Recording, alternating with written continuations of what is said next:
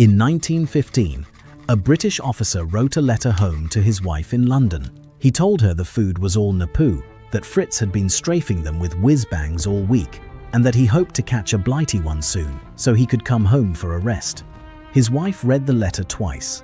She understood almost none of it.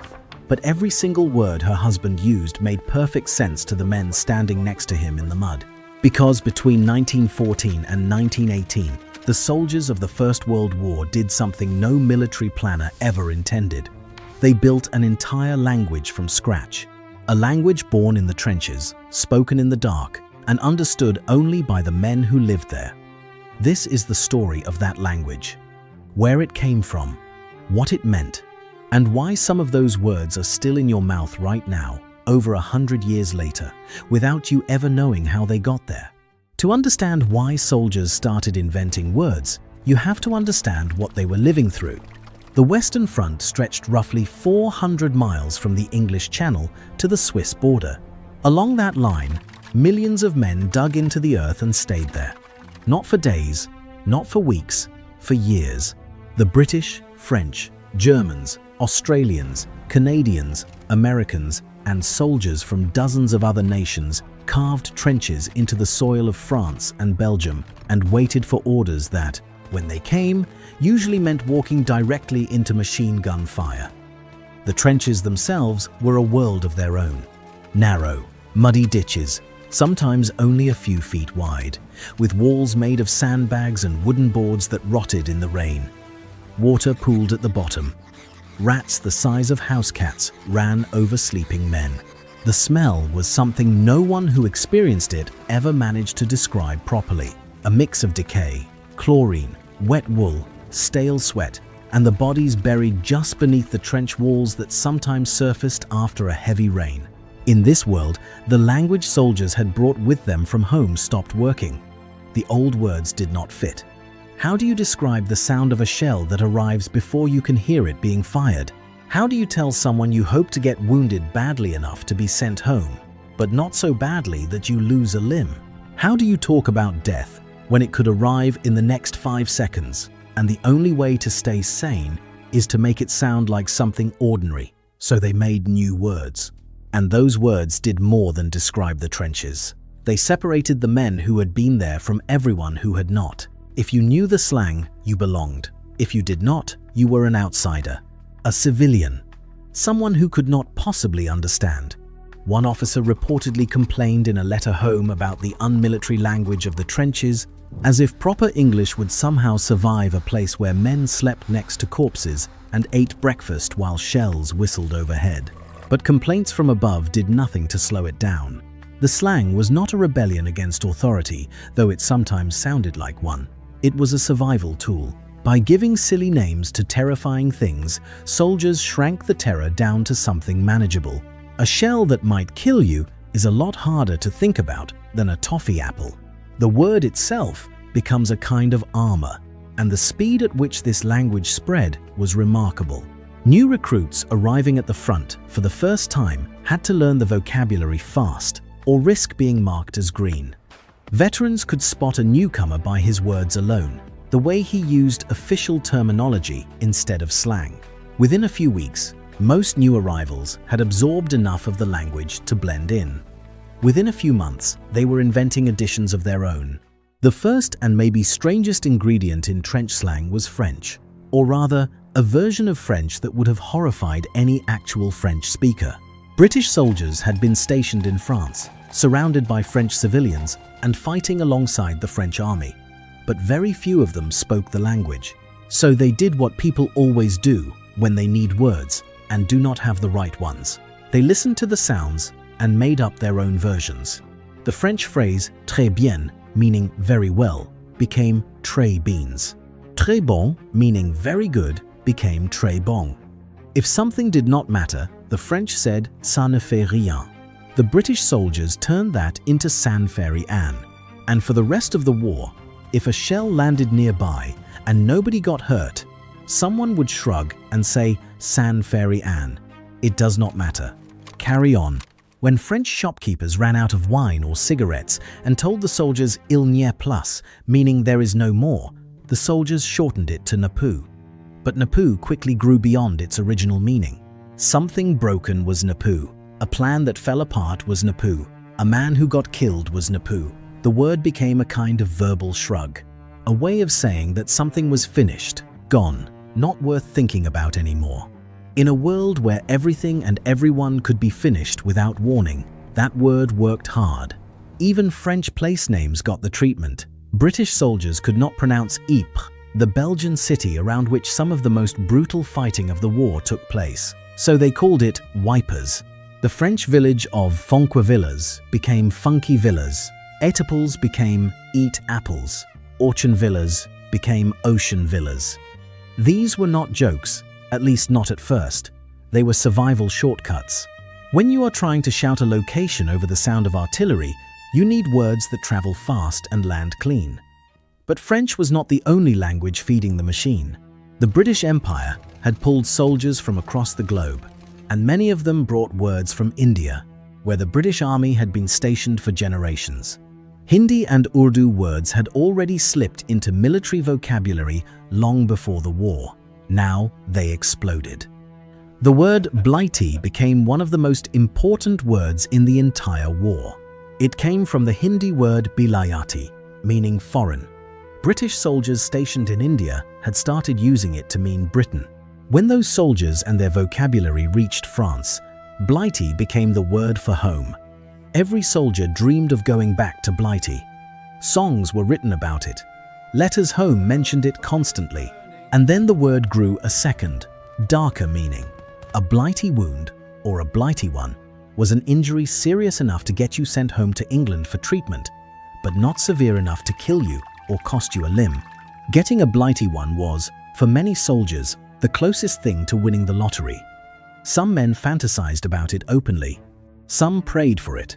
And although self-inflicted Blighty wounds were punishable by death, the temptation was so strong that the military had to issue specific warnings against it.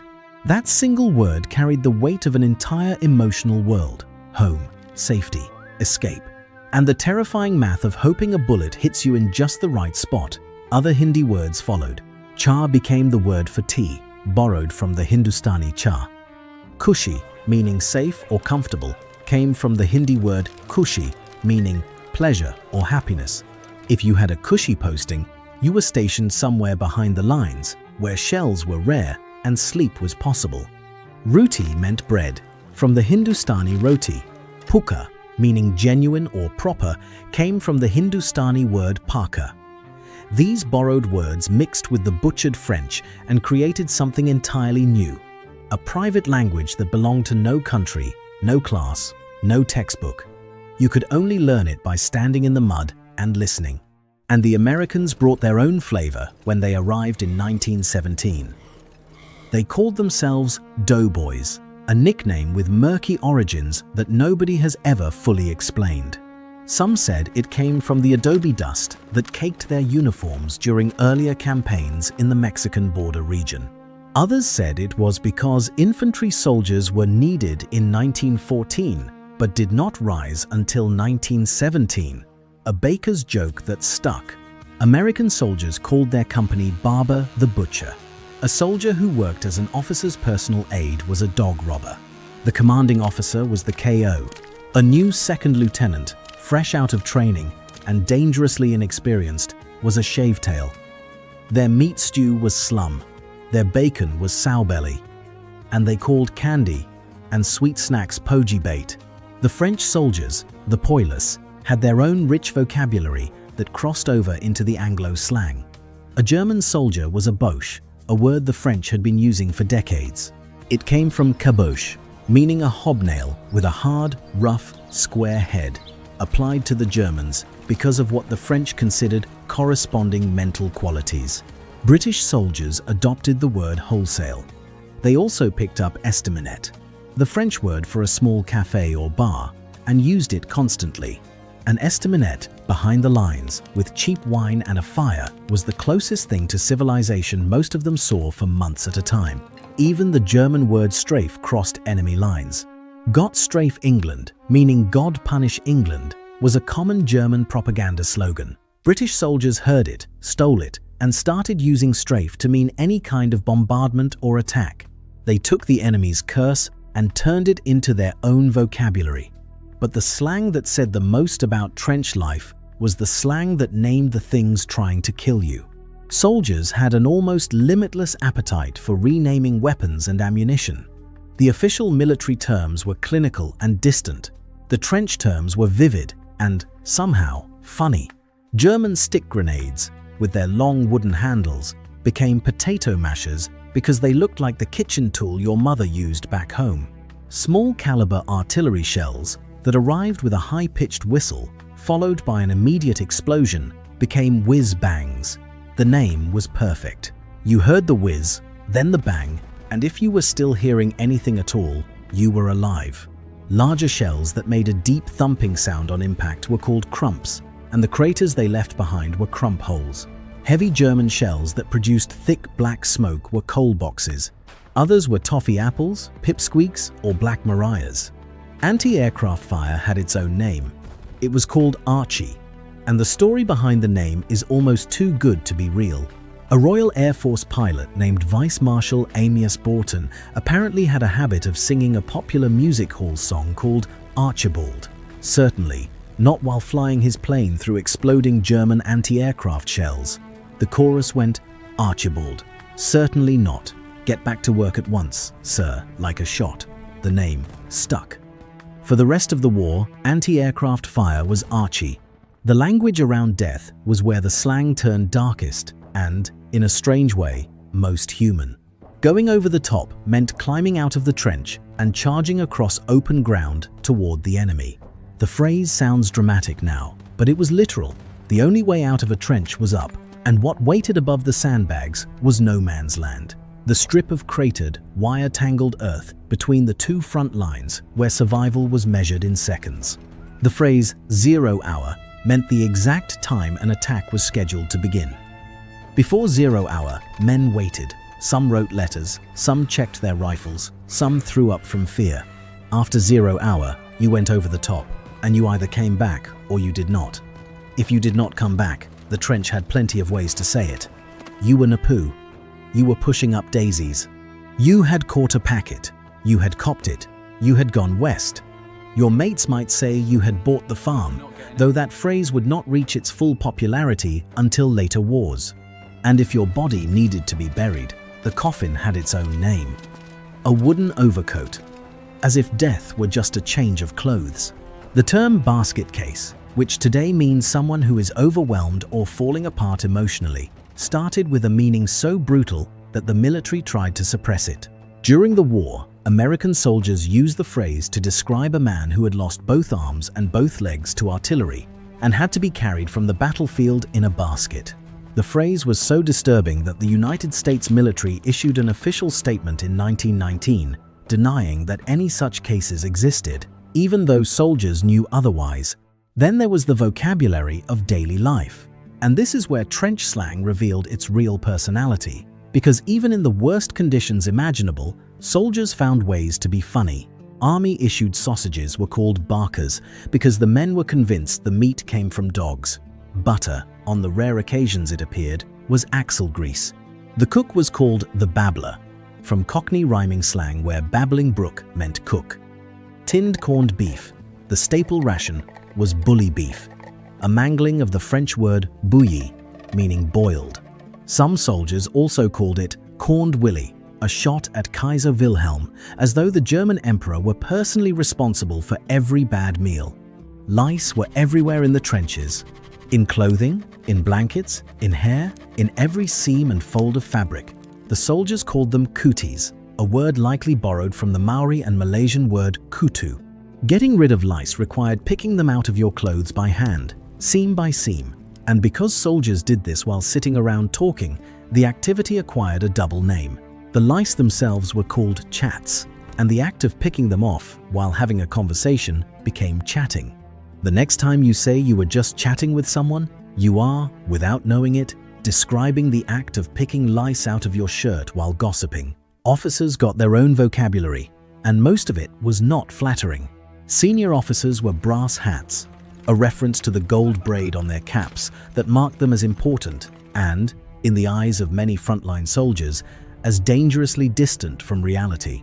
Any paperwork or official communication from headquarters was BUMF, originally Trench slang for toilet paper. The implication was clear. A base rat was a soldier who managed to stay near headquarters in comfort and safety while everyone else took their chances in the mud.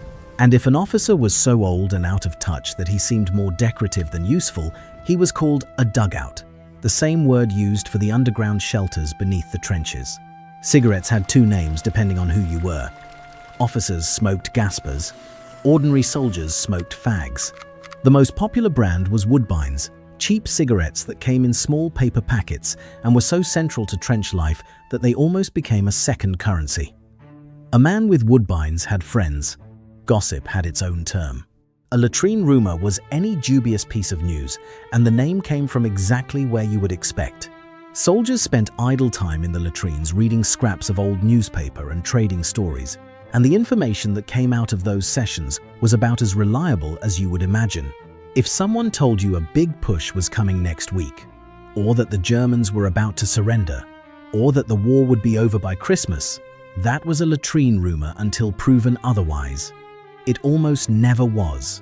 Medals had their own irreverent names.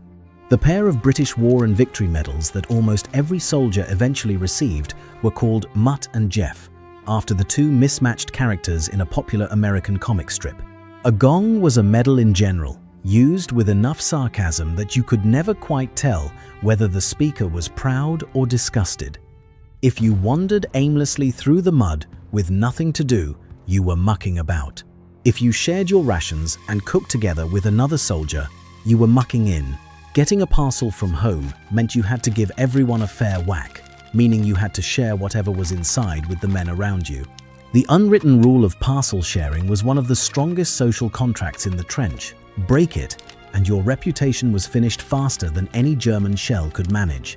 Even the rum ration, the daily issue of rum that was one of the few comforts available to British soldiers, had its place in the vocabulary.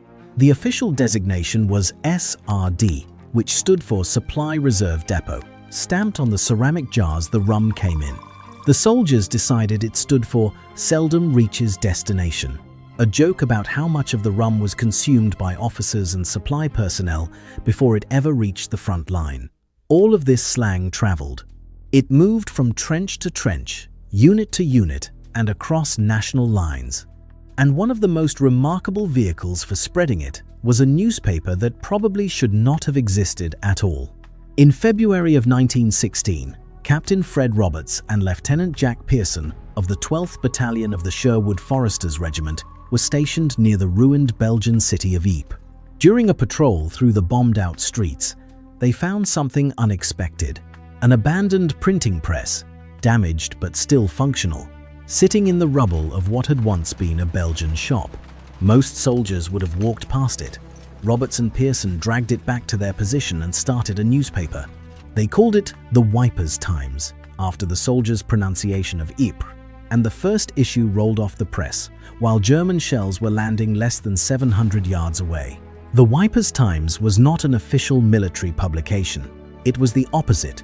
It ran mock advertisements, satirical poems, fake advice columns, and dark jokes that only made sense if you had spent time in the trenches. One fake ad offered soldiers the chance to buy a special tipping duckboard, a play on the wooden planks laid across the mud that were notorious for flipping up and smacking you in the face, and promised that everyone was a guaranteed Blighty. Another listed a fictional entertainment called Inferno as a nightly show, boasting that 50,000 artists had been engaged to produce the spectacle at enormous expense. Contributors wrote under pen names. One of the most popular was PBI, which stood for Poor Bloody Infantryman, the phrase most soldiers used to describe themselves. The humor was gallows humor in its purest form. One piece published in July of 1916, right after the first day of the Battle of the Somme, which killed over 19,000 British soldiers in a single day, ran under the headline, "Are You a Victim of Optimism?" The paper changed its name as the battalion moved. It became the Somme Times, then other titles, but the voice stayed the same. And its real accomplishment was not just entertainment. It was documentation. The Wipers Times recorded how soldiers actually spoke, what they actually found funny, and what they actually thought about the war. It was written in their language, and it helped that language spread. What makes all of this more than a curiosity is how many of those trench words are still alive. You use them, you just do not know it. When you say something is over the top, meaning excessive or extreme, you are borrowing from men who use the phrase to describe the most terrifying moment of their lives, climbing over the parapet of a trench and walking into gunfire. The phrase kept its sense of going beyond what is reasonable, but it lost its original weight. No man's land still means a dangerous, contested space, but the original version was a real place. It was the strip of ground between the two front lines, usually between 50 and several hundred yards wide, cratered by shells, strung with barbed wire, and scattered with the bodies of men who had tried to cross it. If you have ever called someone a basket case, you were using a phrase that started as a description of a soldier missing all 4 limbs. If you have ever told a child they have cooties, you were using the word men used for the lice crawling through their uniforms as they slept in the freezing mud of Flanders. Shell shock entered the language during the war as the first widely used term for what would eventually be understood as post-traumatic stress disorder. Soldiers who had been exposed to sustained bombardment developed tremors, nightmares, paralysis, and an inability to function. The military establishment often treated them as cowards. Today, the phrase shell-shocked is used casually to describe mild surprise or disorientation. The distance between those two meanings is the distance between 100 years of slowly forgetting. The word khushi, which you might use to describe an easy job or a comfortable situation, still carries its original Hindi root. Khushi meant pleasure. In the trenches, a cushy posting meant survival. A cushy wound was one of the best things that could happen to you. Strafe came directly from the German. The German propaganda phrase, Gott strafe England, meaning God punish England, was printed on posters, stamps, and medals throughout Germany during the war. British soldiers picked up the word and turned it against its creators. To strafe meant to bombard, and eventually to attack with machine gun fire from a low-flying aircraft, which is the primary meaning it carries today. A dud was a shell that failed to explode. By some estimates, as many as half the British shells fired in the early years of the war were duds, mainly due to faulty fuses. The word quickly jumped to describe anything that failed to perform. A plan that flopped was a dud. A person who disappointed was a dud. A century later, the word still means the same thing. A washout was originally a military term for a target that had been obliterated by rain or shellfire, making it useless for training. Soldiers expanded it to mean any failure. Washed out, meaning exhausted or drained, came from the same root. Both terms traveled home with the soldiers and never left. Even the word blimp, used today to describe large airships and, less politely, as an insult, traces back to 1916. It started as military slang for the non-rigid airships used for observation along the front lines. The phrase trench coat is another one hiding in plain sight. The long waterproof coats that are now a fashion staple were originally designed for exactly what the name says. They were coats made for the trenches. Officers wore them to stay dry in the constant rain and mud of the Western Front. And the design, with its belt, storm flaps, and epaulets, was purely functional before it was ever stylish. Every time someone walks into a department store and buys a trench coat, they are wearing a piece of World War I vocabulary on their back. The word lousy, meaning terrible or of poor quality, took on new weight during the war. Soldiers were literally covered in lice, and a man who was lousy was infested with them. The word had existed before, but the trenches gave it a visceral reality that stuck. When you call something lousy today, you are echoing a complaint about parasites crawling through a wool uniform somewhere in France.